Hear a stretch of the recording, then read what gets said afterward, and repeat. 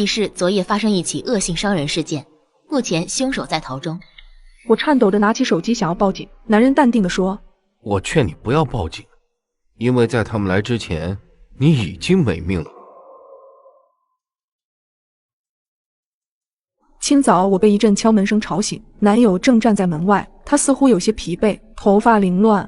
他表明想在我这里暂住几天，我满脸惊讶他突如其来的想法，因为我们也刚认识不久。我和他是在餐厅里认识的，也是他主动来添加我的联系方式。经过几日的相处后，才刚确认了关系。我没有直接拒绝他的请求，微微抿了抿唇，还是让他先进了屋子。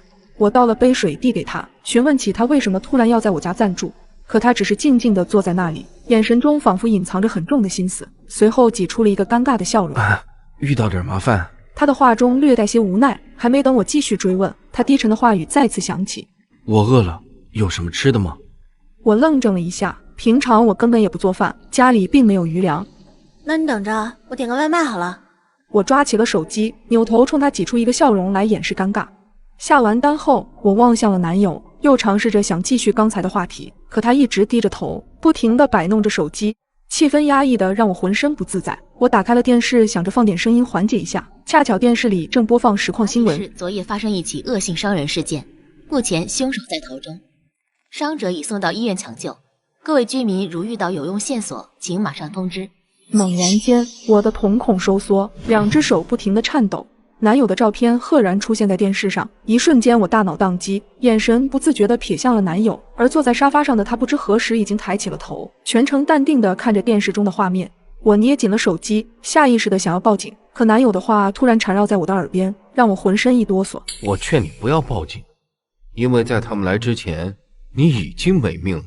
我害怕地吞了吞口水，但身体却丝毫不敢动弹，依旧能感受到男友锋利的眼神在死死盯着我，似乎只要我有所举动，他立马会对我下手。时间一分一秒的流逝，门口的敲门声突然响起，是外卖小哥。我仿佛抓到了救命稻草般匆忙的起身，男友却抢先一步打开房门，面无表情地说了句谢谢。我费力地踮起脚尖，在他身后不停地向外卖小哥使眼色。祝您用餐愉快。外卖小哥转身离开的刹那，我绝望的连眼眶都红了。我僵硬地坐在沙发前吃着饭，心里一直盘算着接下来该怎么办。入口的饭菜也在此时难以下咽，今天的外卖味道很怪，又咸又涩。我下意识皱了皱眉，随即灵机一动，我啪地把筷子拍在茶几上。今天这外卖怎么这么难吃？我一定要给他差评。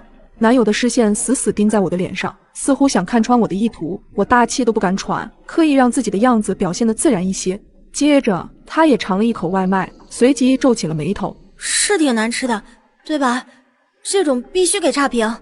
我装作十分气愤的样子，在他未反应过来前麻利地掏出了手机。男友阴冷的目光一直在我脸上打转，我刻意屏蔽了他的审视，手上不停地摆弄着。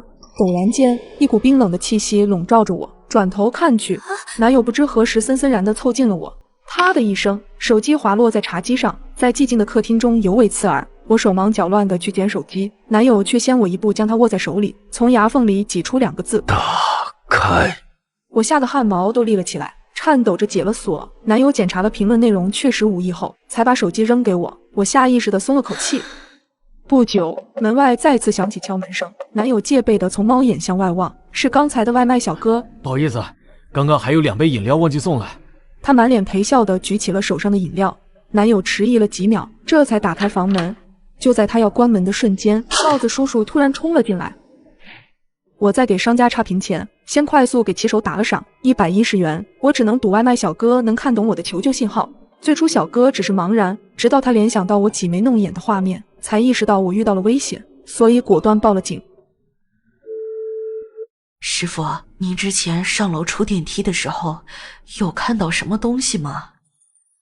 凌晨2点，我被手机铃声吵醒，是一个陌生的号码打来的。是开锁师傅吗？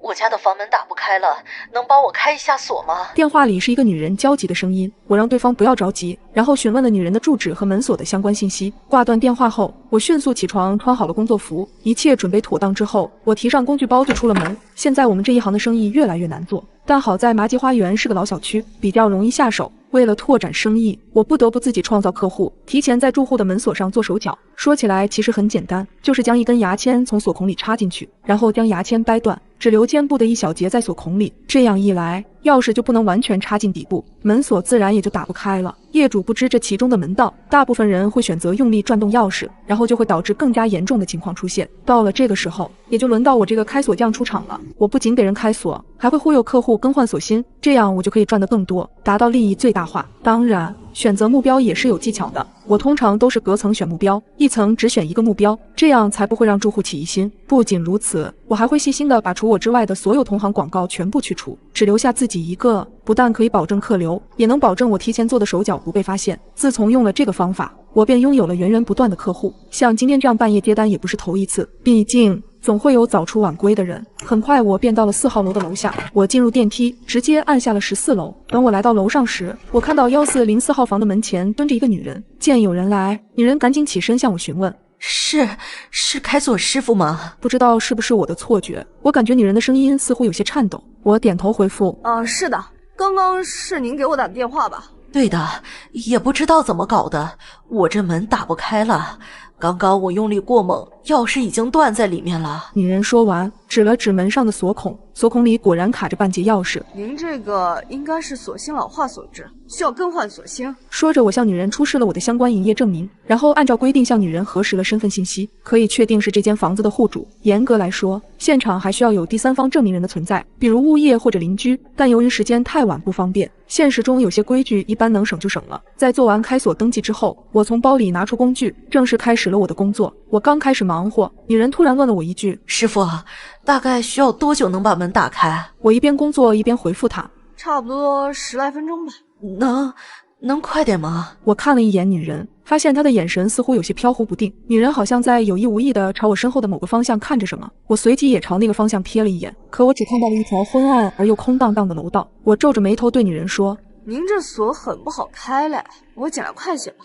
其实像这样的锁，一眨眼的功夫我就能打开，但我需要尽量把时间拖得久一点，要不然客户会觉得我这钱也挣得太容易了些。他们在掏钱的时候会很不乐意的，因为之前吃过这方面的亏，所以在那之后，不管是多么容易开的锁，不管客户有多着急，我好歹也要拖够10分钟才给人打开。我算是整明白了，开锁不仅需要技术，还需要演技。10分钟后，我终于把门给打开了，接着我还给客户换了一个锁芯。至于那个旧的锁芯，其实压根儿就没坏，等我回收回去，下次又可以换给别的客户，这就叫一本万利。我总共收了客户100，刚接过钱，女人便走进屋里把门带上了。可就在门刚要关上的时候，门却突然停住了。女人站在屋里，透过门缝压低了声音问了我一个问题：师傅，您之前上楼出电梯的时候有看到什么东西吗？女人说着用手指了指我身后的楼道。我听后一愣，立刻回头再次看向了那条昏暗的楼道。女人继续说：我指的是电梯门正对面的楼梯口里。我随即望去，在楼道的左侧确实有一条通往楼上楼下的消防楼梯，而楼梯口正好在电梯门的对面。在我此刻所站的位置，只能勉强看到进入楼梯口的门洞，门洞里一片漆黑，什么也看不到。我不明白女人的话究竟想表达什么意思。之前我急着给您开锁，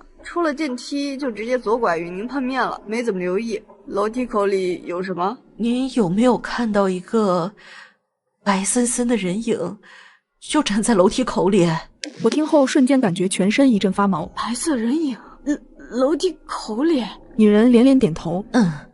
那是一个身穿白色长裙、披头散发的女人，她的脸完全被头发遮住了，就这么面朝电梯门站着，动都不动一下。女人的话让我感到一阵毛骨悚然，但眼下这个情况，我也不得不走过去确认一下，因为我马上离开就要路过那里。我故意用力咳嗽了一声，声控灯应声而亮，我壮着胆子慢慢地走了过去。女人继续躲在屋里，透过门缝看着楼道里的情形。中途我回过头来看了一眼门缝里的女人，由于门缝很窄，透过门缝我只能看见女人的半张脸，她耳旁垂下来的长发遮住了她的半只眼睛。老实说，这个画面让我有种莫名的恐惧。等我刚要来到楼梯口的时候，声控灯由于时间到刚好自动熄灭了，我不由得浑身一颤，赶紧用力跺了一下地面。声控灯再次亮起，我终于看清了门洞里的情形。救命！救命！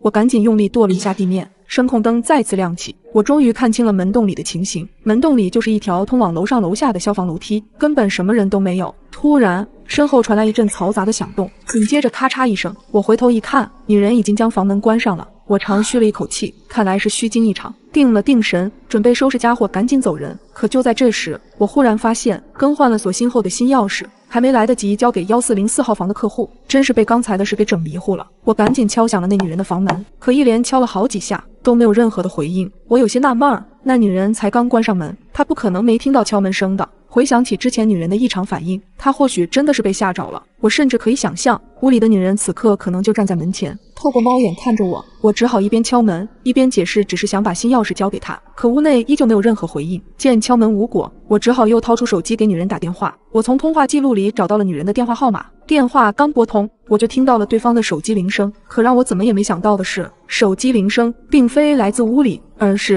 来自我的身后。我立刻回头，发现手机铃声正是从楼梯口的那个门洞里传来的。这怎么可能？那女人明明已经进屋里去了，可手机铃声为何会在楼梯那里响起？铃声持续传来，清脆响亮，显得格外刺耳，在这寂静的楼道里犹如鬼魅一般回荡不绝。楼梯口门洞里的声控灯也随之再次亮起。我循着声音又来到了楼梯口，这次我壮着胆子开了门，然而在推门的瞬间发出了咣当一声，好像是碰到了什么东西。我探出头向左侧望去，突然一道白色的人影从左侧飘了过来，我整个人都吓得瘫坐到了地上。只见一具身穿白色长裙的女尸吊在半空中，披散着头发，看上去有些娇小，长发挡住了她半张脸，脚上的鞋也掉了半只。更令我浑身发抖的是，那手机铃声依旧在继续响着，而发出声响的手机此刻就在女尸的包里。这一刻，我脑子里一片空白，赶忙爬出了楼道。楼梯间里的女尸是谁？她为何会死在这里？是谁杀了她？更匪夷所思的是，那不曾向我打开所求助电话的手机，为何会在这具女尸的身上？莫非之前给我打电话求助开锁的其实是这具女尸？这怎么可能？难道死在楼梯间的女人才是1404号的业主吗？这一刻我什么都顾不上了，我只想赶紧的离开这里。我慌乱地按着电梯，在等电梯的同时我报了警。我试图说清楚现在的情况，可我实在是太害怕了，只能含糊其辞地嚷嚷着有死人。在警员耐心的询问之下，我还是吞吞吐吐地讲述了现在遭遇的状况。警员承诺会尽快过来看看。挂了电话，我心里涌起了一丝不安，因为我意识到我肯定卷进了一场不小的麻烦中。如果死在楼梯间里的那具尸体是真正的业主，那等于我替贼人开了门。即便今天我能逃过一劫，之后肯定会被牵扯进这场凶杀案中的。可如此阴森恐怖的地方，我是一刻也待不下去了。但令我没想到的是，这两部老旧的电梯居然迟迟没有上来。最关键的是，电梯的指示灯都在13层，而且电梯好像根本就没有要上来的意思。我依稀听到电梯发出了嘎吱嘎吱的声音，好像有什么东西在13楼挡住了电梯。一阵莫名的恐慌感袭上了我的心头，是不是有人藏在了13楼？而他不想我坐电梯离开，难道对方要逼着我走楼梯？可走楼梯的话，是不是直接就会跟藏在暗处的凶手撞个正着？就在我不知道如何是好的时候，突然身侧传来了一声响动。我扭过头看了过去，是1404号房门被缓缓地推开了，门只开了一条缝便停下了。身后的房门被缓缓推开了一条缝，我试探地走了过去，透过门缝往里看，却没看到之前的女人。突然，一条满是鲜血的手臂从门缝底部伸了出来，还在微微地颤动着。我吓得后退了一步，浑身止不住的颤抖。只见门缝缓缓撑大，紧接着我便看到那个女人的头贴着地面，慢慢从门缝里探了出来。女人的半边脸贴在地上，头发盖住了半只眼睛，她口吐鲜血，身子突然颤抖了2下就不动了。我努力克制着自己不要尖叫出来，身体像被钉住了一样，动也不敢动。她死了，居然在屋子里遇害了。还没等我反应过来，门砰的一声被人大力的撞开，一道人影从屋内跳了出来。这一刻，我彻底绷不住了，一头冲进了楼梯间。我已经顾不上楼间被吊起来的尸体，心里只有一个念头，赶紧离开这里。路过13楼的时候，我也顾不上电梯到底是什么情况，因为身后的脚步声正在逐渐逼近。我沿着楼梯一口气跑到底，沿途的声控灯都应声亮起。我已经做好了最坏的打算了，如果真的有人突然出现，不管是谁，我都会一脚踹上去。我仅用了1分钟便跑到了楼下，幸运的是，我刚走出楼道就遇到了警察。虽然我狼狈不堪，可我终究是活了下来。我大口大口喘着气，终于安全了。但接下来，我知道我的麻烦也会接踵而至。作为案件目击证人的我，被警员带进了询问室，在询问室待了一阵子。面对警察的询问，我刻意规避了自己开锁的细节。然而，当警察拿出了锁芯和半根牙签时，我知道我再也逃避不了了。我微低下头，说出了自己为了做生意而使用的卑劣手段。我承认，门锁的事是我做了手脚，可人不是我杀的。但是你的行为比杀人的人还可恨。事件的经过是这样的。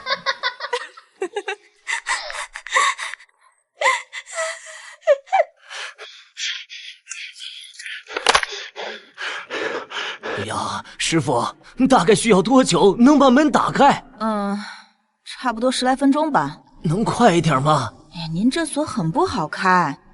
我的女儿，开门，快开门！就是你女儿把我孩子害死的，你害了我女儿，是你害了她。警察，你们快把他带走吧！就是这个人老来骚扰我们母女。你害了我女儿，是你害了她。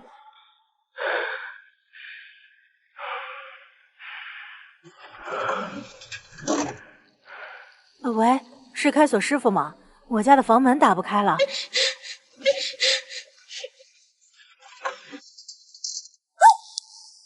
喂，物业吗？帮我找个开锁师傅，我家门又坏了。刚刚是您给我打的电话吧？您这个应该是锁芯老化所致，需要更换锁芯。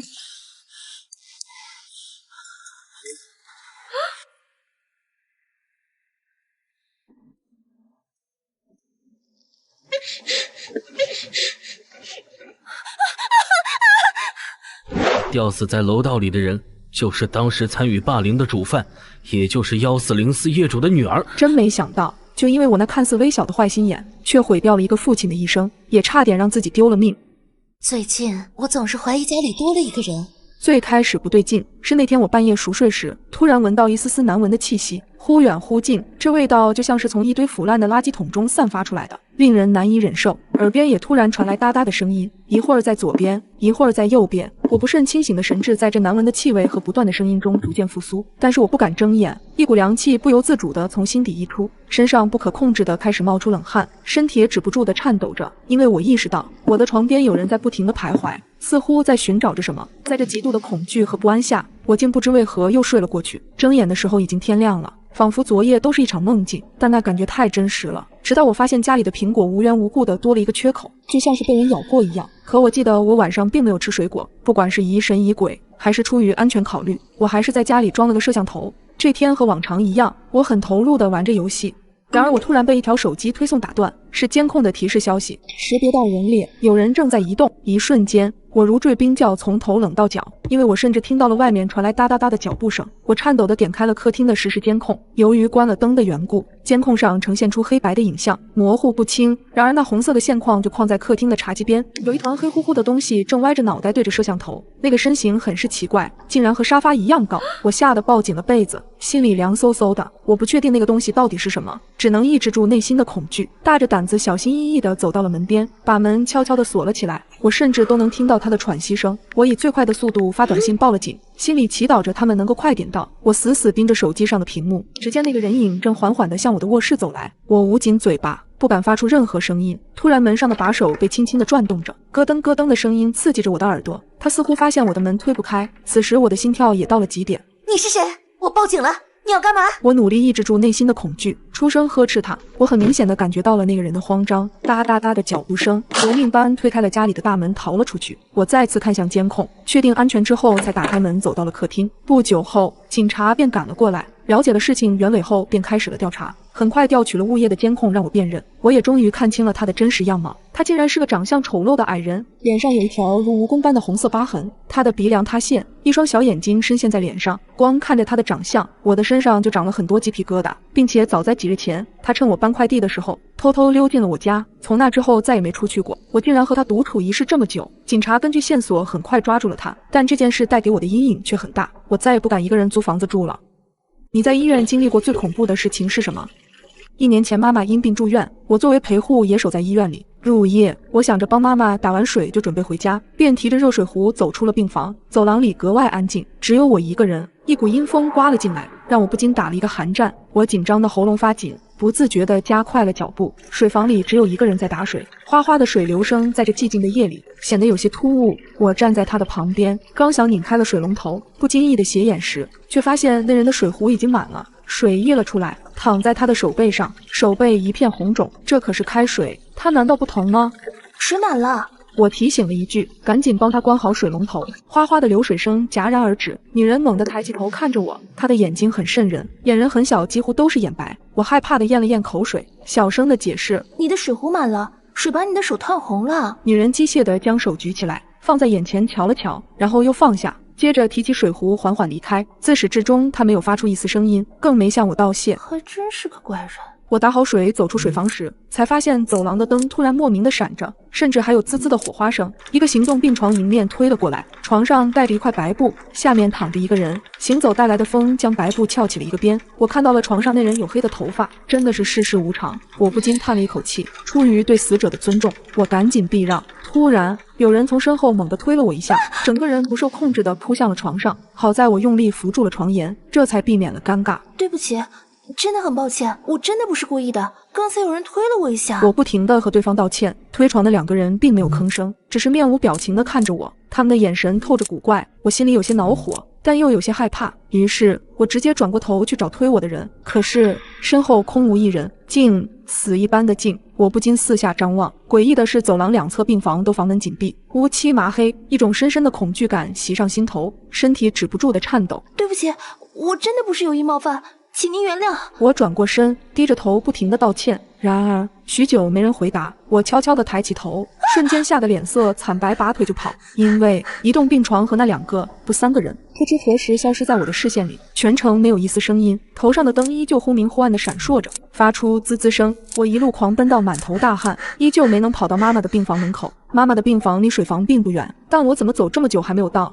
我害怕的赶紧拿出手机，颤抖着拨打了妈妈的号码，可电话那头迟迟没有接听。我捂住了胸口，眼泪不停地在眼眶打转，再次环顾四周，这里是9楼没错，也是我熟悉的病房号。我愣愣地站在了走廊，仿佛整个楼层只有我一个人，强迫着自己冷静下来。一切的不对劲都从我碰上那个女人开始的。既然前进没办法找到出口，那我就退回水房，看看那里是否能找到原因。于是我转身往水房的方向走去，结果我发现我连水房都找不到了。正在我手足无措的时候，我惊喜地发现前方有一个病房的灯竟然是亮着的，而这个病房的门也开了一条缝。一阵冷风吹了过来，夹杂着一丝呜咽的声音。我的身体反应比脑子更快，直接开门就走了进去。进去后，我才发现病房内只有一张病床，上面躺着一个人。不好意思，无意打扰，我找不到病房了。我冲着床上的人解释，然而门却吱呀一声关上了。我吓得险些叫出声，转过身用力去推房门，却怎么也打不开。今晚也太邪门了，我不会死在这里吧？就在我恍惚间，突然有人拍了拍我的肩膀，我僵硬地朝身后看去，身后站着的竟然是水房里的那个女人，她依旧面无表情地看着我。我不自觉地尖叫起来，赶忙退后一步。你不该来这里。一句话轻飘飘地传来，我的眼睛紧闭不敢睁开，只感觉一只手推了我一把。再睁开眼，我竟身在水房，水龙头哗哗地往水壶里注水。怎么回事？还没从害怕的情绪中走出，提着水壶走了出去。走廊上的灯安静地亮着，没有闪烁，也没有滋滋声。不远处的护士站里，护士们井然有序地忙碌着，一切都恢复了正常。难道刚才发生的事情是我臆想出来的？就在这时，我发现不远处两个人推着一个病床走过来，床上躺着一个人，从头到脚盖着白布。一阵阴风刮过，白布被掀了起来。这一次我不仅看到了对方的黑发，还看清了他的脸，她就是水房里的那个女人。我的汗毛全部炸了开来，快步往前走去。好在这次没出什么意外，我顺利走回了妈妈的病房。你这孩子怎么这么久才回来？给你打电话也没信号。妈妈看了看手机，我去了多久？都快1个小时了，你不会是遇到什么事儿了吧？我不想让妈妈担心，没有说出刚才的经历，只是说遇到一个熟人多聊了几句。赶紧回去吧，明天还得上班。我放下了水瓶，和妈妈道了晚安，就走出了病房。之后的我再也没遇到过这种事，但是至今想起依旧心有余悸。起初我总能听到隔壁传来断断续续的哭声，直到我透过墙上的小洞看去。刚毕业的我租了一间公寓，公寓的设施十分陈旧，用木板隔断的墙面隔音效果非常差，但好在价格便宜，又离公司比较近，我咬咬牙便住了下来。由于大家上班的时间都差不多，邻居之间总是抬头不见低头见。可奇怪的是，我从没见过我左边的租户，但晚上我却总能听到隔壁传来断断续续的哭声，这哭声很瘆人，穿透墙面传入我的耳朵。好在我从小胆子就大，倒也没有害怕，只是有些无奈，毕竟总会吵得我休息不好。隔天一早，等电梯时刚好碰到右边的邻居，我便问起隔壁住的什么人，他突然神色慌张起来，眉头紧皱。你问这干嘛？随后我把昨晚发生的事情告诉了他。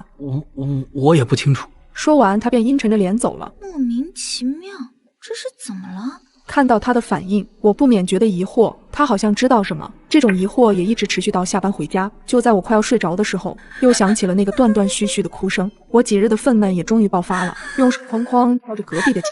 喂，你安静点吧。你不睡觉，别人还要睡觉呢。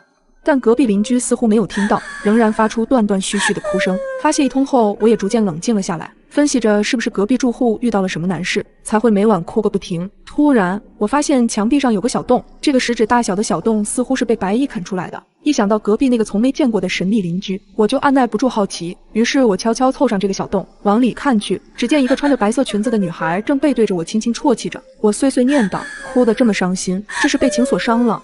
不久，那哭声逐渐消失了。出于好奇，我再次把眼睛凑了过去，然而瞬间让我冷汗直冒。我惊恐地盯着眼前的景象，无法自已。一双脚赫然出现，轻微的晃动下还伴随着可怕的呜咽声。一个不可思议的念头冒了出来，我吓得立马后退了2步，浑身被汗浸湿。我赶忙拿起了手机报了警，又颤抖着给房东打去了电话。喂，房东，隔壁404好像有人自杀了。房东应该是被我电话吵醒的，但也被我的话吓得不轻，带着刚睡醒的腔调说道：你睡懵了吧？404早就没人住了。什么？听到这，我身体不自主地颤抖起来，贴紧墙壁，眼睛死死地盯着面前的小洞，生怕下一刻会有东西突然钻出来，一咬牙就夺门而逃。不久，警察和房东就赶了过来。当打开门的那一瞬间，我吓得尖叫一声，因为隔壁的房间确实没有人，厚厚的灰尘根本不像我刚刚看见的场景一样。房东再次强调，一定是我睡懵了看错了。次日一早，我赶忙找了新房子搬了家，而之后我再也没听到过这种声音。事情慢慢淡了，直到有一天，一则微信消息再次勾起了我这段回忆，是当时住在我右边的邻居，他告诉我他也搬出来了。你那隔壁房间，我听说之前有个女孩子上吊自杀了，从那之后再也没人住过。我看着这条消息，久久回不过神。我居然因为一件送错的快递，差点丢了性命。那晚我刚下班回家，门口就传来门铃声。您好，您的快递。我没多想，应了一声。啊，麻烦放门口吧，谢谢啊。待快递员走远后，我便开门把快递拿了进来，心想着应该是老公出差在外面给我买的特产。可仔细看了眼快递面单，上面的地址门牌号是对的，只不过他是隔壁撞的，收件人我更是完全不认识。好在面单上有他的联系方式，想了想，我便打了电话过去。喂，你好，哪位？对方是个温柔的男生。你好，我是 A 幢402的，您的快递送到我这里了。我与他说明了一遍事情经过。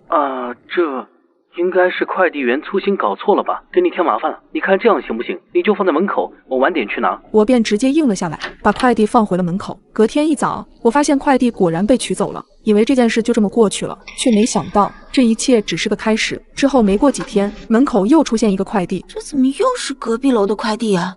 这快递员怎么回事啊？我虽然有些生气，但还是决定打电话给邻居。又送错了，真不好意思，你方便帮我放到门岗吗？我看了一眼眼前的快递，这次的快递是一个比较大的箱子，看上去有点重量。他似乎感觉到了我的犹豫。家里有男人吗？这个快递有些重，你一个人应该搬不动吧？这个我确实搬不动。在他说了会自己来拿后，我便挂断了电话。没过一会儿，我就听到门外有悉悉嗦嗦的声音。出于好奇，我透过门眼往外望去，可却发现门外一片漆黑。我有些纳闷，就在我再次看去时，门外又恢复了正常。晚上和老公打电话聊起了这件事，他提醒我，如果再有下次，就直接打电话给快递公司，不要随便和对方联系了。可我没想到的是，第3次很快就来了，但这一次却是他主动给我打的电话。你好，你是叫于小莫吧？你有快递被送到我家了，你方便来拿吗？听完他的话，我有些尴尬。真不好意思啊，你方便帮我放在门岗吗？好吧。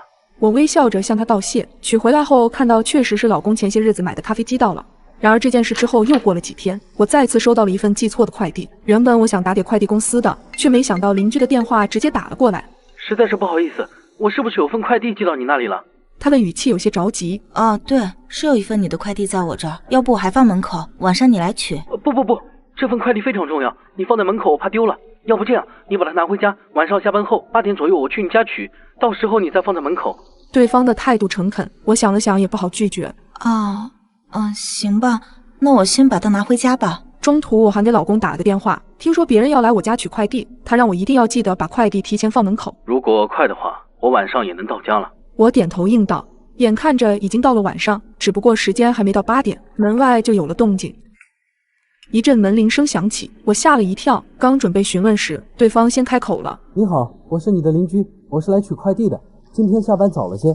听到是他的声音，我心里却平静了不少，想着人家特地来取快递，我不开门好像也不合适，便拿起那份快递走到了门口。开门之前我犹豫了一下，把门轻轻地拉开一条缝，突然，一只手伸了进来，我脑子嗡了一下，意识到不对，紧紧地拉住门把手。一张脸瞬间出现在我眼前，他长相凶恶丑陋，面目狰狞可怕。此时我害怕极了，连大气都不敢出。你干嘛？你是谁呀？我壮着胆子喊道，他却对我毫不理睬，只是慢慢拉大了门缝。你到底想干什么？我的力气根本比不上人家，只能冲着屋内大喊：老公，家里进人了，老公！别费力气了，你家里没男人。他一脸邪笑地看着我，我最终还是没挣脱过他，眼睁睁看着他闯了进来。我看到他手里拿着尖刀，刚准备关上身后的门，这时门又被外面的人用力地拽开了。是老公，他回来了。他突然的出现让眼前的男人吓了一跳，并趁他不备夺下了他手中的刀，直接吓跑了他。我也终于安全了，我们赶忙报了警。待警方来了之后，赶去了 B 幢402，才发现这个屋子压根就没有人住。后来通过监控才发现，原来送错的快递从一开始就是个骗局。这个人的快递是他自己放过来的，而我的快递也正是他取走的，根本不是快递公司送错了。还好老公及时赶回来，不然后果真的难以想象。